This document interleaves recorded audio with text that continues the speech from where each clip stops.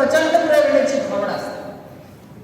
कित्येक दीप विजले जरी या जगात, कित्येक दीप विजले जरी या जगात, तळपे कधीच न विजता रवी या नखात. जमवू असंख्य अशा शिवसूर्य ज्वाला, सर्वस्व ही देतील स्वयक्षणिमाय भूला. कशासाठी जगावे, अरे कशासाठी जगावे आणि जगावे कसे मी, असा प्रश्न विचारा स्वतःला नेहमी. जगू पांग फेडा वयामाय भूचे, आम्ही मार्ग पाहू जिजाऊ सुताचे, जिजाऊ सुताचे, जिजाऊ.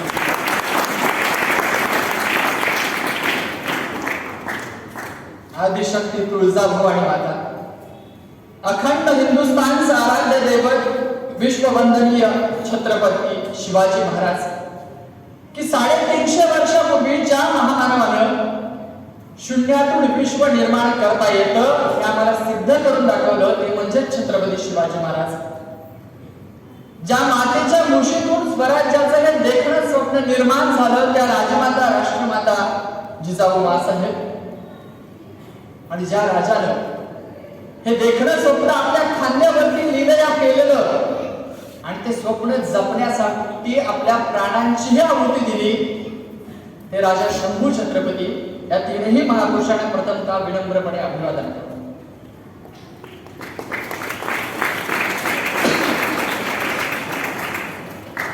खरं तर ज्यावेळी महाराष्ट्राच्या या मातीमध्ये आमच्या माना फक्त एखाद्याला मुजरे करण्यासाठी झुलत होत्या, ज्यावेळी आमचे खांदे एखाद्याची पालखी बांधून नेण्यासाठीच उपयोगी पडत होते आणि अन्यायाच्या जुलमात बुडाले होते सह्याद्रीचे कडे, अन्यायाच्या जुलमात बुडाले होते सह्याद्रीचे कडे. धनधान्याची राख उडवितात इतर यवनांची घोडे, रयते मध्ये दुरी माजली कुणी न राहिला वाली, रयते मध्ये दुरी माजली आणि कुणी न राहिला वाली. चला उठा घ्या हातामध्ये आता स्वातंत्र्याच्या मशाली, असं म्हणत स्वराज्य स्थापनेची पहिली प्रतिज्ञा जर कुणी केली असेल तर ते म्हणजे छत्रपती शिवाजी महाराजांनी.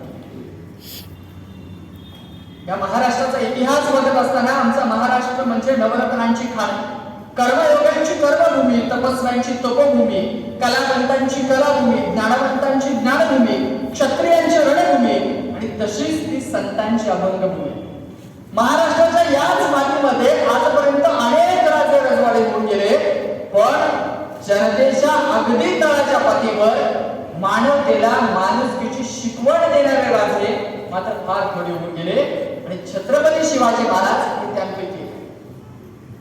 पण महाराष्ट्राचा इतिहास आम्ही ज्यावेळेला उलटून पाहायला लागतो तेव्हा लक्षात येतं की अरे संन्याशाची पोरं आहे म्हणून हिनवलं तरी सुद्धा जो जे बांधशील तो ते लावो असं म्हणणाऱ्या ज्ञानेश्वर माऊलींचा हा महाराष्ट्र. आजकाल प्रत्येक सरकार आल्यानंतर आम्हाला सांगायला लागतं की पहिली कर्जमाफी आम्ही केली, पहिली कर्जमाफी आम्ही केली. पण ज्यावेळेला दुष्काळानं लोक करपळत होते आणि 2 वेळेला खायला अन्न मिळत नव्हतं त्यावेळेला कर्जाची सगळी कागदपत्र ही इंद्राणीच्या डोहामध्ये बुडवून शेतकऱ्यांना पहिली कर्ज माफीच नाही तर कर्ज मुक्ती देणाऱ्या जगद्गुरु तुकोबारायांचा महाराष्ट्र. स्वराज्य हा माझा जन्मसिद्ध हक्क आहे आणि तो मी मिळवणारच ही गगनभेदी ललकारी देणाऱ्या लोकमान्य टिळकांचा महाराष्ट्र. ज्यावेळी इथल्या महिला फक्त चूल आणि मूल एवढ्या पुरत्या मर्यादित होत होत्या त्यावेळेला विद्येविना मती गेली, मती विना नीती गेली, नीती विना गती गेली, गती विना वित्त खचले आणि वित्ताविना शूद्र खचले. इतके सगळे अनर्थ एका अविद्येने केले. म्हणून शिक्षणाचं महत्व ओळखून तळागाळातल्या महिलांसाठी शिक्षणाची कवाडे खुले करून देणाऱ्या महात्मा फुलेंचा महाराष्ट्र. सगळ्यात महत्वाचं म्हणजे ज्या कोल्हापूर जवळ आपण राहतो त्याला प्रत्येक परिवर्तनवादी बदलाची सुरुवात ही स्वतःच्या घरापासून करणाऱ्या आणि आपल्या हातातील राजदंडाचा उपयोग हा रयतेच्या कल्याणासाठी करणाऱ्या राजर्षी छत्रपती शाहू महाराजांचा हा महाराष्ट्र. शिका संघटित व्हा आणि संघर्ष करा असं सांगणाऱ्या डॉक्टर बाबासाहेब आंबेडकरांचा महाराष्ट्र आहे. आणि अशा या महाराष्ट्राच्या मातीमध्ये 350 वर्षानंतर आम्हाला पुन्हा पुन्हा आठवण करून द्यावी लागते की बाबा रे, ढाल आणि तलवारींच्या पलीकडील छत्रपती शिवाजी महाराज काय. आवर्जून मी पुन्हा उल्लेख करतो की बाबा रे, छत्रपती शिवाजी महाराजांचा इतिहास सांगायचा म्हणजे मोठा आवाज करायचा, महाराजांच्या आयुष्यातले प्रसंग सांगायचे, असा एक ट्रेंड महाराष्ट्रामध्ये सेट होत असताना माझ्यासारख्या नवयुवकाला असं वाटायला लागलं की शिवाजी महाराज हा फक्त डोक्यावर घेऊन नाचायचा विषय नाही, तर तो डोक्यात घालायचा विषय. आणि म्हणून महाराजांच्या बद्दल चिंतनातून मला जे जे काही वाटलं की बाबा रे, महाराज हे अशा पद्धतीने ढाल आणि तलवारींच्या पलीकडील पण सर्वसामान्य लोकांपर्यंत पोहोचले पाहिजे, त्या उद्देशानं मला जे जे काही वाटलं ते पुढच्या 1 तासामध्ये मी तुमच्यासोबत गुंतण्याचं काम केलं. सगळ्यात पहिलं उदाहरण मला द्यावंसं वाटतं की जगाचा संपूर्ण नकाशा जर तुम्ही बघितला तर अमेरिकेसारख्या राष्ट्राच्या बरोबर खालच्या बाजूला व्हिएतनाम नावाचं एक छोटंसं राष्ट्र, म्हणजे जगाच्या संपूर्ण आराखड्यावरती फक्त एखाद्या ठिपक्यानं दाखवता येईल एवढं छोटंसं दिसणारं असं छोटंसं राष्ट्र ते म्हणजे व्हिएतनाम. आणि दुसऱ्या बाजूला अमेरिकेसारखं बलाढ्य असणारं राष्ट्र. सन 1955 साली या 2 राष्ट्रांमध्ये संरक्षणाच्या काही तरतुदींवरून संघर्ष करायला सुरुवात झाली. हा संघर्ष इतका विकोपाला पोहोचला, 1 वर्ष झालं, 2 वर्ष झाले, 3 वर्ष झाले. या छोट्या छोट्या संघर्षाचं रूपांतर हे युद्धात झालं.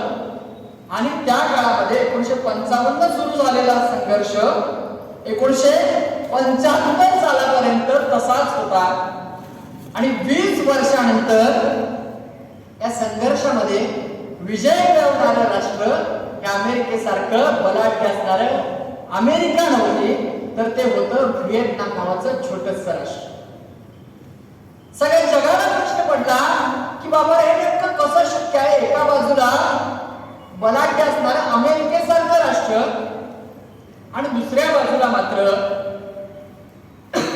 जगाच्या नकाशावरती अगदी ठिपक्याच्या अंतराने दिसेल एवढंच असं छोटंसं व्हिएतनाम नावाचं राष्ट्र.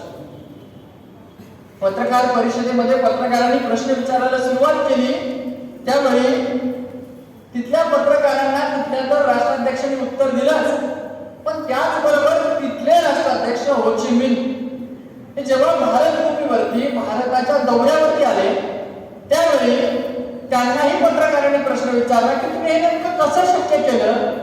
एका बाजूला महासत्ताक असणारं राष्ट्र म्हणून अमेरिकेचं राष्ट्र नावारूपाला येतंय, तेच राष्ट्र जगामध्ये नावलौकिक कमावतंय, अशा राष्ट्रापुढं कोणीही संघर्ष करायला आजही धडकाप होतो. पण तुम्ही मात्र एवढ्या बलाढ्य राष्ट्राला असं काय नाही. त्यावेळी त्यांनी दिलेलं उत्तर छत्रपती शिवाजी महाराजांच्या विचारांचा पाईक म्हणून तुमच्या माझ्यासारख्या शिवविचारांच्या मावळ्यांनी अक्षरशः काळजामध्ये कोरून ठेवण्यासारखं आहे. कारण ते म्हणाले की महाराष्ट्राच्या याच मातीमध्ये छत्रपती शिवाजी महाराज नावाचे एक राजे झाले की ज्या राजांनी त्यावेळी गनिमी कावा नावाचं एक तंत्र जगाच्या युद्धनीतीला दिलं आणि तेच गनिमी कावा नावाचं यंत्र आज आम्ही नव्या भाषेमध्ये थोडंसं मॉडिफाय करून आम्ही गोरिला वॉर टेक्निक म्हणून यूज करू शकलो. आणि म्हणून आम्ही अमेरिकेसारख्या बलाढ्य असणाऱ्या राष्ट्राला सुद्धा निवडू शकलो.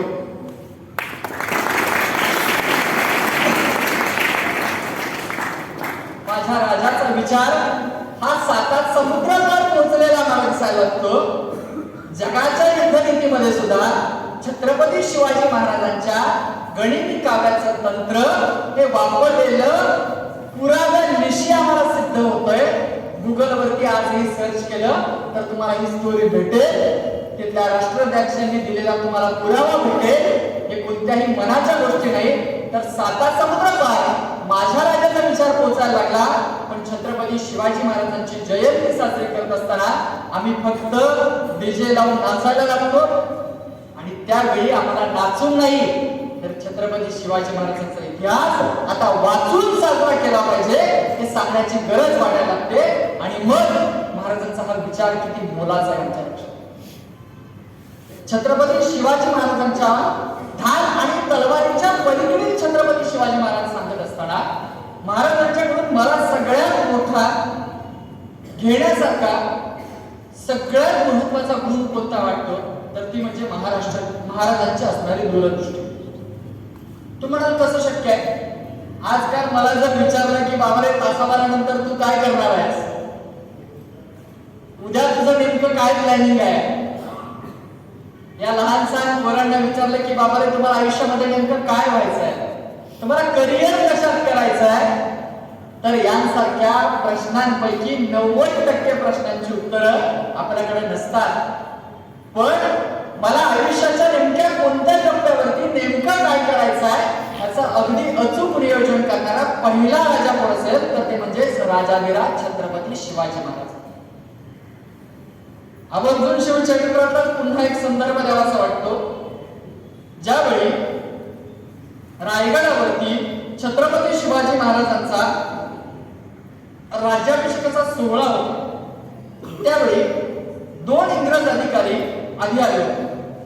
एकाचं नाव होतं थॉमस निकोलस आणि दुसऱ्याचं होतं हेनरी ऑक्सिडन. त्या 2 इंग्रज अधिकाऱ्यांनी महाराजांच्या राज्याभिषेकाचा सगळा सोहळा इतिवृत्तांत आपल्या अक्षरामध्ये अक्षरशः व्यवस्थितपणे कोरून ठेवले. महाराज फार चालाक होते. त्या काळामध्ये इतिहास लेखनाची परंपरा महाराष्ट्रामध्ये रूढ झालेली नव्हती आणि अशा काळामध्ये महाराजांनी इंग्रज अधिकाऱ्यांना काही काळ आधी बोलवून घेतलं आणि त्यांना म्हणजे त्यांच्या हस्तलिखिताप्रमाणे त्यांनी हा इतिहास नमूद केलेला आज आम्हाला आजच्या काळामध्ये दिसतो. त्यातलाच हेनरी ऑक्सिडन आणि थॉमस निकोलस आता इतिहासामध्ये लिहायला लागतात की ज्यावेळी ते 2 इंग्रज अधिकारी हे रायगडावरती आले आणि रायगडावरच्या प्रत्येक गोष्टी त्यांना अक्षरशः डोळ्याचं पारणं देणार आहे. म्हणजे एक एक गोष्ट महाराजांनी शून्यातनं विश्व कसं निर्माण करायचं याचा आदर्श वस्तुपाठ महाराजांनी निर्माण करून ठेवला.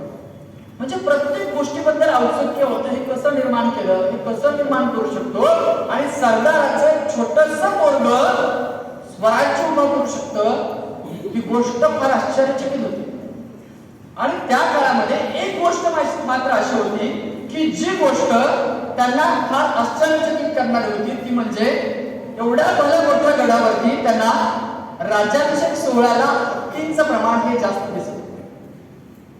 न राहून त्यांनी एका मावळ्याला प्रश्न विचारला की बाबा रायगडावरती त्याची वाट एवढी बिकट आहे आणि एवढी बिकट वाट असताना सुद्धा शत्रूला वरती चढून येणं एवढं बिकट असताना सुद्धा इथं मात्र भले मोठे हत्ती कसे काय?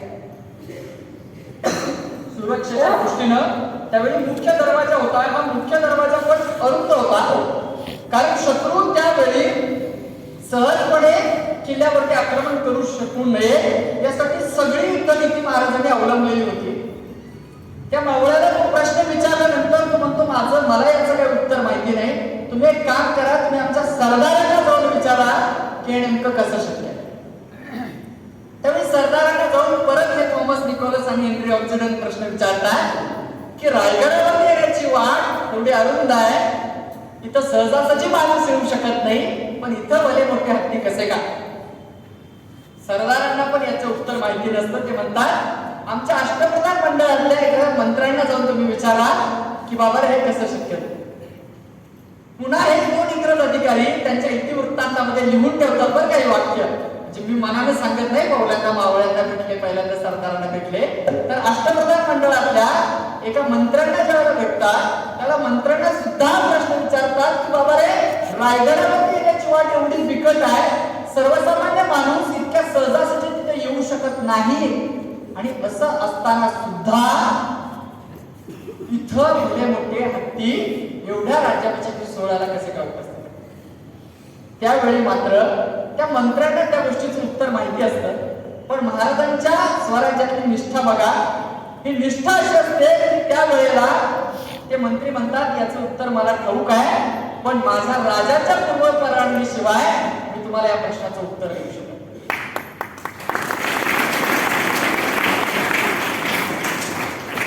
आजकाल महाराष्ट्रामध्ये कुठले पक्ष म्हणजे महाराष्ट्रात ह्या पक्षातून निघतात, दुसऱ्या पक्षात जाऊन उगवतात.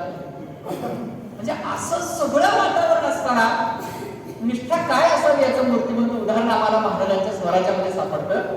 राजकीय गोष्टीबद्दल तर मी अजिबात बोलणार नाही, कारण तो हे ठिकाण नाही. सगळ्यात महत्वाचं म्हणजे हेच प्रश्न ज्या वेळेला त्या मंत्र्यांना विचारतात त्यावेळेला ते म्हणतात शेवटी की तुम्ही काम करणार, तुम्हाला राजांना तुम्ही भेटणारच आहात, त्यावेळेला तुम्ही छत्रपती शिवाजी महाराजांना भेटल्यानंतर तुम्ही स्वतःहूनच या प्रश्नाचं उत्तर विचारा की राजे इथं एवढ्या मोठ्या प्रमाणात भले मोठे हत्ती कसे काय. ठरल्याप्रमाणे राज्याभिषेक सोहळ्यानंतर थॉमस निकोलस आणि हेनरी ऑक्सिडन हे दोन इंग्रज अधिकारी ज्या वेळेला छत्रपती शिवाजी महाराजांना भेटतात त्यावेळेला महाराजांना भेटल्यानंतर त्यांच्या सगळ्या गोष्टीचं त्यांना कौतुक करायचं असतं, पण पहिल्यांदा ते हाच प्रश्न विचारतात की अहो राजे, या रायगडावरती येताना बघितलं की सर्वसामान्य माणूस सहजासहजी या रायगडावरती येऊ शकणार नाही, इतका अजिंक्य किल्ला आहे आणि एवढ्या अजिंक्य किल्ल्यावरती सुद्धा इतके भले मोठे हत्ती कसे काय. त्याला राजेने दिलेलं उत्तर हे शिवविचारांचा पाईप म्हणून आपल्या आयुष्यभर काळजावरती करून ठेवण्यासारखं आहे. कारण राजे म्हणाले की ज्यावेळी पहिल्यांदा स्वराज्य स्थापनेची प्रतिज्ञा घेतली आणि त्या प्रतिज्ञेनंतर ज्यावेळेला मावळ्यांचा, आमच्या सरदारांचा सगळ्यांचा आग्रह व्हायला लागला की सर्वसामान्य सरदाराचा आणि कुणब्याचं एक ओर छत्रपती झालं, हे दिल्लीच्या तख्तालाही त्या ठणकावून पद्धतीने कळालं पाहिजे, पण राजे तुमचा राज्याभिषेकाचा सोहळा झाला पाहिजे. म्हणून आयुष्यात जर राज्याभिषेकाचा सोहळा करायचाच ठरला तर तो रायगडावरती संपन्न होईल आणि कोणताही राज्याभिषेकाचा सोहळा हा हत्ती असल्याशिवाय पूर्णत्वाला जात नाही.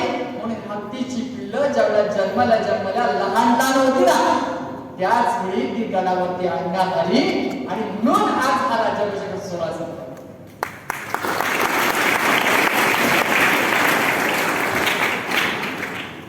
सांगितलं की आजकाल आम्हाला विचारलं की बाबा रे, उद्या तू काय करणार आहेस, परवा तुझं नियोजन काय आहे, त्या महिन्याभरामध्ये तुम्हाला ज्या काही आर्थिक तरतुदी करायच्या त्याचं प्लॅनिंग तुमच्याकडे आहे का. लहान सहान पोरांना विचारलं की तुझं आयुष्यात नेमकं करिअर कशात करायचं आहे, तर अशा अनेक प्रश्नांची उत्तरं आपल्याकडे नसतात. पण मला आयुष्याच्या कोणत्या टप्प्यावरती नेमकं काय करायचंय याचं अगदी अचूक नियोजन करणारा जगाच्या पाठीवरचा पहिला एक नियोजित राजा कोण असेल तर ते म्हणजे राजाधिराज छत्रपती शिवाजी महाराज. आणि तलवारींच्या पलीकडील महाराज समजून घ्यायचे म्हणजे महाराजांची दूरदृष्टी समजून.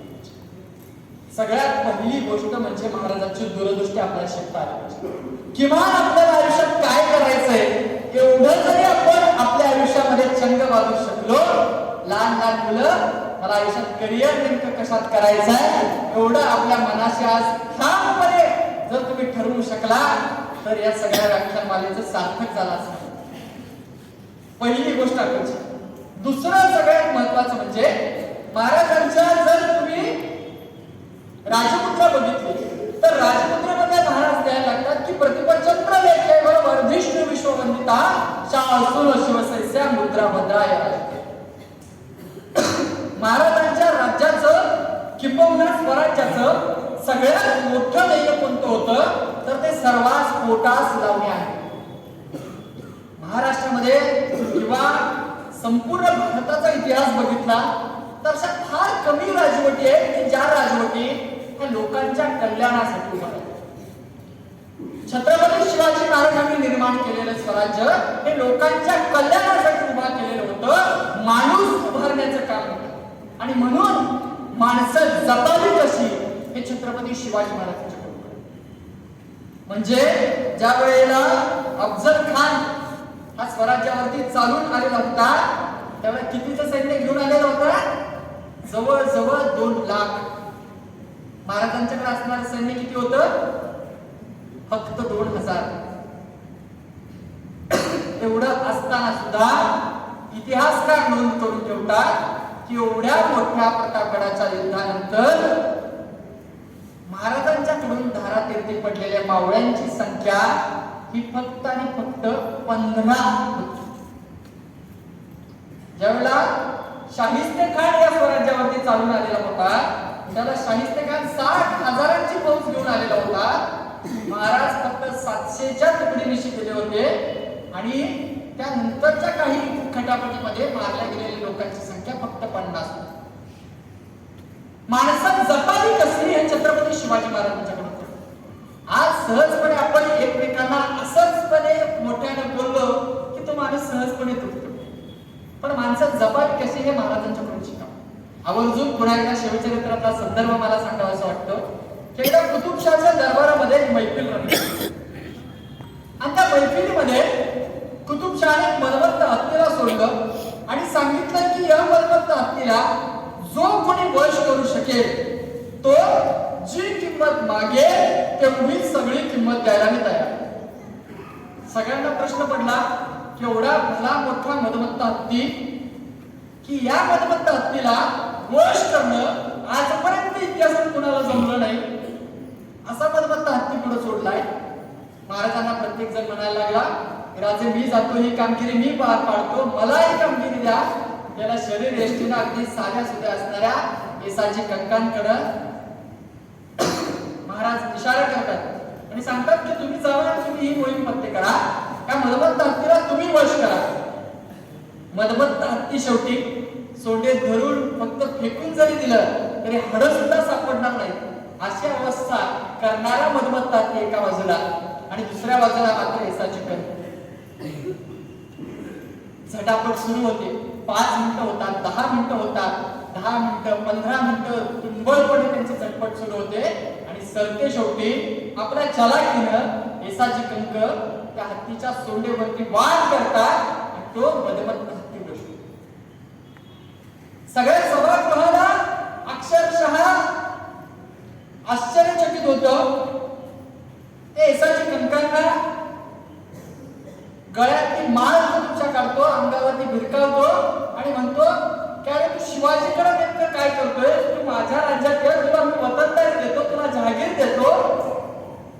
त्यावेळी येसाची कंकांनी दिलेलं उत्तर फार मार्मिक आहे. ते म्हणतात की मला माहिती आहे की माझ्या राजानं जहागीरदारी वतनदारी बंद केली आहे. माझ्या राजाकडे आयुष्यभर चाकरी करत बसलो तरी सुद्धा मला वतनदारी मिळणार नाही, जहागिरी मिळणार नाही. पण लक्षात ठेवा, जर असंच लढता लढता मी धारातीर्थी पडलो तर मी गेल्यानंतर, मी मरण पावल्यानंतर माझ्या घरादाराला सांभाळणारा जगाच्या पाठीवरचा एकमेव राजा आहे, तो राजा म्हणजे राजा.